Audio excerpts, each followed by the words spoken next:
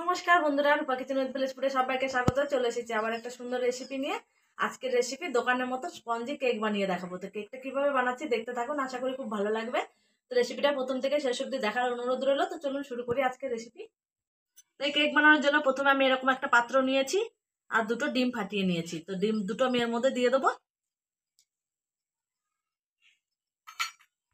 আর এখানে নিয়েছি আমি হাফ বাটির চিনি, মানে আমি এক বাটি ময়দার কেক বানাবো, তো হাফ বাটি চিনি নিয়েছি তার জন্য। তো চিনিটা এর মধ্যে মিশিয়ে দেবো। এবারে চিনি আর ডিমটা আমি ভালো করে একটু ফেটিয়ে গলিয়ে নেবো। যতক্ষণ না চিনিটা গলছে ততক্ষণ কিন্তু এভাবে আমি ফেটিয়ে নেবো। চিনি আর তেলটা কিন্তু আমি ভালোভাবে গলিয়ে নিয়েছি। সুন্দর একটা কালার চলে এসেছে, ডিমের কালারটাও কিন্তু চলে গেছে। তো এই সময় কিন্তু আমি যে বাটিতে করে আমি যতটা চিনি দিয়েছিলাম ঠিক ততটাই দিয়ে দেবো রান্নার তেল, মানে এখানে সয়াবিন তেল।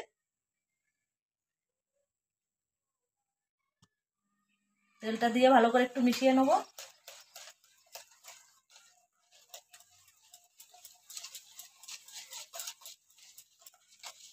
ডিম আর চিনিটা ভালো করে কিন্তু মিশিয়ে গলিয়ে নিয়েছি চিনিটা। তারপরে কিন্তু বন্ধুরা আমি এখানে এই বাটিরই, যে বাটিতে করে চিনি দিয়েছি সেই বাটিরই হাফ বাটি দিয়ে দিচ্ছি সাদা তেল। তো তেলটাও কিন্তু আমি আগে দিয়ে ফেলেছি। তো দিয়ে কিন্তু ভালো করে আমি মিশিয়ে নিয়েছি। মিশ্রণ ভালো করে মিশিয়ে নিয়েছি। এবারে এরকম একটা চালনি নিয়েছি। আমি এবার শুকনো উপকরণগুলো একটু চেলে চেলে নিয়ে নেবো। এবারে নিয়েছি এই যে বাটিতে করে আমি সব উপকরণগুলো নিয়েছি সেই বাটিরই এক বাটি ময়দা।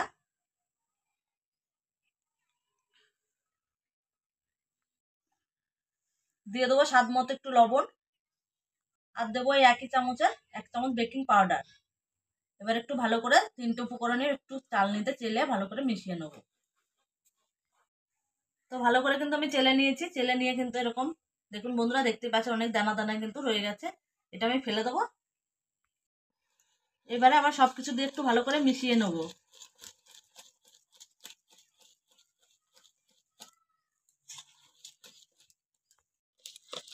তো মেশাতে মেশাতে কিন্তু বন্ধুরা বুঝতেই পাচ্ছেন যে আমার অনেকটা ব্যাটারটা কিন্তু মোটা হয়ে যাচ্ছে। এবারে কিন্তু আমি এখানে নিয়েছি কিছুটা লিকুইড গরুর দুধ। আমি দুধটা আগে থেকে ভালো করে জাল করে কিন্তু শুকিয়ে নিয়েছি। তো এই দুধটা এর মধ্যে অল্প অল্প করে দেবো আর একটু ব্যাটার তৈরি করে নেবো।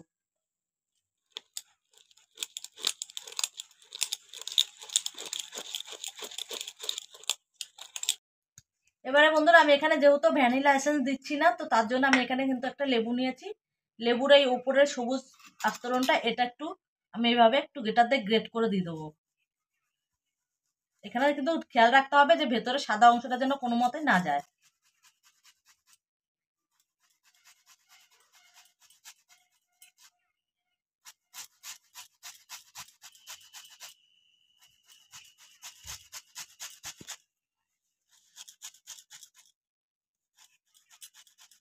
বন্ধুরা দেখতেই পাচ্ছেন আমি সবুজ অংশটা কিন্তু কিছুটা দিয়ে দিয়েছি এর মধ্যে।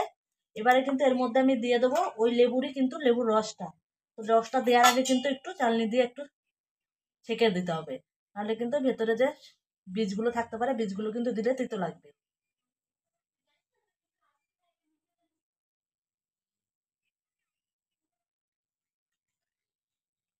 তো লেবুর রসটা দিয়ে আমি একটু ভালো করে মিশিয়ে নেবো। এখানে কিন্তু বন্ধুরা লেবুর রস দিলে কিন্তু কোনো মতে টক লাগবে না, এটা কিন্তু ভয় পাওয়ার কিছু নেই। তো এখনো কিন্তু অনেকটাই মোটা আছে, আমি আবার একটুখানি দুধ দেবো। দুধ দিয়ে ভালো করে মিশিয়ে নেবো।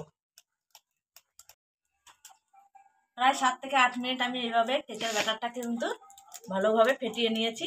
তো আমার ব্যাটারটা এখন এরকম হয়েছে। তো দেখে বুঝতে পারছেন কতটা সুন্দর। এবারে ব্যাটারটা আমি এদিকে ঢাকা দিয়ে রেখে দেবো 10 মিনিটের জন্য।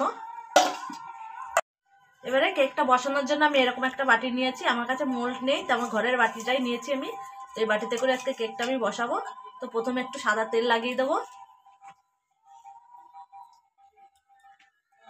ভালো করে একটু তেলটা মাখিয়ে নেবো।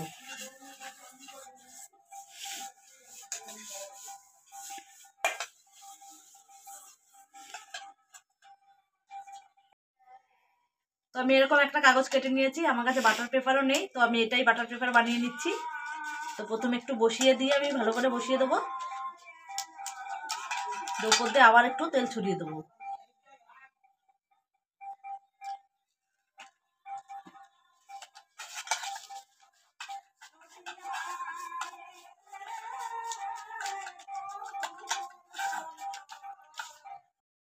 এবার এদিকে 10 মিনিট হয়ে গেছে আমার। তো এবার ব্যাটারটা আমি খুলে নেব।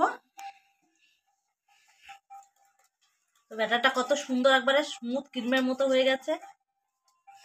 তো ব্যাটারটা কিন্তু এবার আমি ভালোভাবে ফেটিয়ে নেওয়ার পর কিন্তু বাটির মধ্যে বসিয়ে দেবো। তো এই কেকের ব্যাটারটা কিন্তু ঢালার সময় একটু উঁচু থেকে ঢালতে হবে বন্ধুরা, তাহলে কিন্তু সুন্দরভাবে সেটটা বসে যাবে।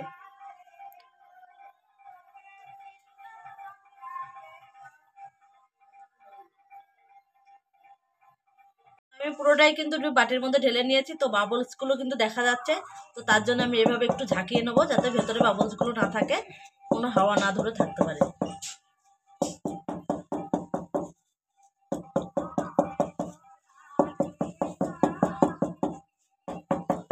তো সুন্দর করে কিন্তু আমি বসিয়ে নিয়েছি।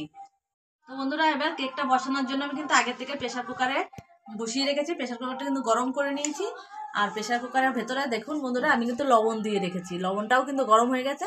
তো আপনারা লবণের পরিবর্তে কিন্তু বালি দিয়ে করতে পারেন, আর বালি না দিলেও হবে। তো আমি এখানে কিন্তু লবণ দিয়েই বানাবো। তো এবার একটা স্ট্যান্ড নিয়েছি এরকম, তো স্ট্যান্ডটা আমি বসিয়ে দেবো। তো আপনাদের কাছে স্ট্যান্ড না থাকলে কিন্তু স্টিলের বা অ্যালুমিনিয়ামের বাটি বসিয়ে দিতে পারেন। স্ট্যান্ড থাকাকালীন কিন্তু আমি স্ট্যান্ডটা দিতে পারলাম না, কারণ স্ট্যান্ডটা অনেকটা বড়। তো স্ট্যান্ডটা বাদ দিয়ে আমি এরকম একটা স্টিলের বাটি নিয়েছি। তো বাটিটা উল্টো দিক করে বসিয়ে দেবো।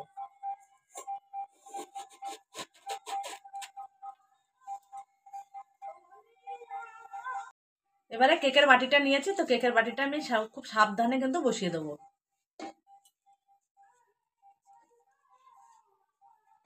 তো এখানে কিন্তু বাটিটা আমি খুব সাবধানে বসিয়ে দিয়েছি। বসিয়ে দিয়ে এবার আমি ঢাকনা লাগিয়ে দেবো। তো ঢাকনা লাগিয়ে দেওয়ার আগে কিন্তু উপরের এই হাওয়া বের করানো ঢাকনাটা কিন্তু আমি খুলে দেবো।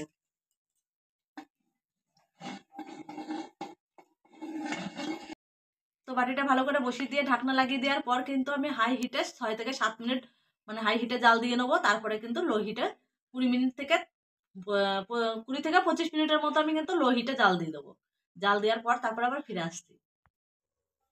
তো বন্ধুরা আমি আগে বলেছিলাম যে 20 থেকে 25 মিনিটের মতো আমি কেকটাকে জাল দিয়ে নেবো। তো আমার এখানে কিন্তু 20 থেকে 25 মিনিটে হয়নি, আমার 45 মিনিট টাইম লেগেছে একবারে ঘড়ি দেখে। তো 45 মিনিট পর কিন্তু আমি এবার ঢাকনাটা খুলে একটু চেক করে নেব। ওয়াও! তো বন্ধুরা দেখেই বুঝতে পারছেন যে কত সুন্দর হয়েছে। তো এবার ভেতরটা ঠিকঠাক হয়েছে কিনা দেখার জন্য আমি এরকম একটা কাঠি নিয়েছি। তো এই কাঠি দিয়ে আমি একটু চেক করে নেবো।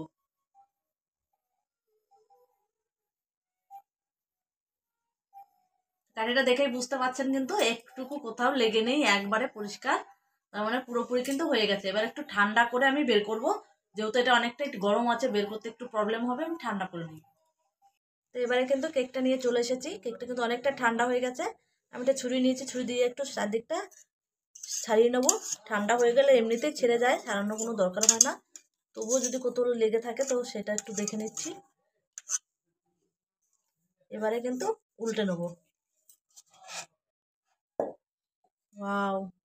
তো দেখতেই পাচ্ছেন কতটা সুন্দর হয়েছে। আমি কাগজটা কিন্তু এবার তুলে ফেলে দিই।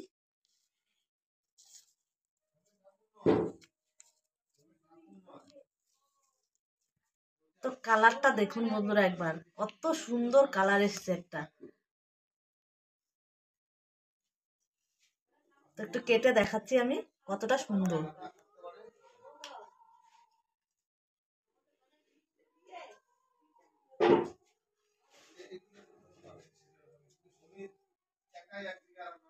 যেরকম নরম সেরকম কিন্তু স্পঞ্জি হয়েছে। তো বন্ধুরা এই রেসিপিটা ভালো লাগলে অবশ্যই লাইক কমেন্ট একটু শেয়ার করে দেবেন। আর নতুন নতুন রেসিপি পেতে হলে চ্যানেলটিকে সাবস্ক্রাইব করে পাশে থাকবেন। আবারও ফিরে আসবেন অন্য কোনো সময় অন্য কোনো রেসিপি নিয়ে। ততক্ষণ ভালো থাকবেন, সুস্থ থাকবেন, সাবধানে থাকবেন।